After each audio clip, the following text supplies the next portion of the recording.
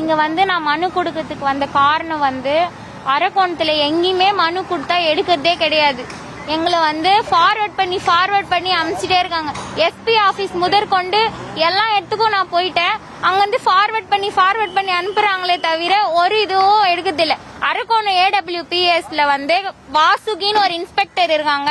இந்த மாதிரி பாதிக்கப்பட்ட பொண்ணுங்க போய் மனு கொடுத்தா அவங்கள அவதூறுவா பேசி அவங்க கடந்த காலத்துல வலிச்சு அவங்க அப்பா அம்மாவை இழிவுபடுத்தி பேசி வெளியே அமுச்சு விட்டுறாங்க.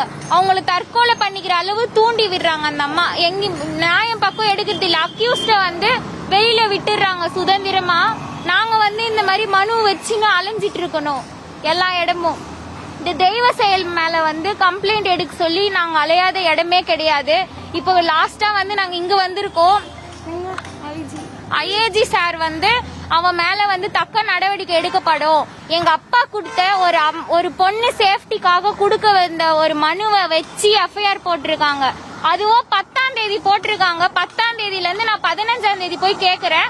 15ஆம் தேதி வந்து அந்த மனு வந்து காட்டுறாங்க இதுதான்ட்டு. நான் கொடுத்த மனுவோட எஃப்ஐஆரே அது கிடையவே கிடையாது. நான் பாதிக்கப்பட்ட பொண்ணு எடுத்துன்னு வந்து இந்த எஃப்ஐஆர் கொடுக்குறேன். இதுல இருந்தே எடுக்க மாட்டேன்றாங்க. அப்பா சேஃப்டிக்காக கொடுத்ததை எடுத்து என்னையே வந்து இந்த மனு நாங்க வாங்க மறுக்கிறோம் அப்படின்ட்டு என் மேல தப்பு இருக்க மாதிரி இப்ப எல்லார்கிட்டயும் சொல்லிட்டு இருக்காங்க. அந்த அரக்கோணம் AWPSல இருக்கிற எல்லா போலீஸுங்களுமே அவங்க வந்து 10ஆம் தேதி வந்து மனு எஃப்ஐஆர் போட்டிருக்காங்க. இன்னைக்கு வரையும் அக்யூஸ்ட வந்து வெளியில தான் விட்டுட்டு இருக்காங்க. கேட்டா ஸ்பெஷல் டீம் போட்டு புடிச்சிட்டு இருக்கோம் அப்படின்னு சொல்றாங்க. புடிச்சிட்டு இருக்காங்க. இந்த மாதிரி மீடியா நீங்க தான் வந்து எனக்கு ஒரு நல்ல தீர்ப்போ நல்ல நியாயமோ வாங்கி அந்த தெய்வ செயலை வந்து உள்ள போடணும். அவர் சொல்லியிருக்காரு உன்னோட மனுல இருந்தே நான் வந்து ஆக்ஷன் எடுக்க சொல்றேன்.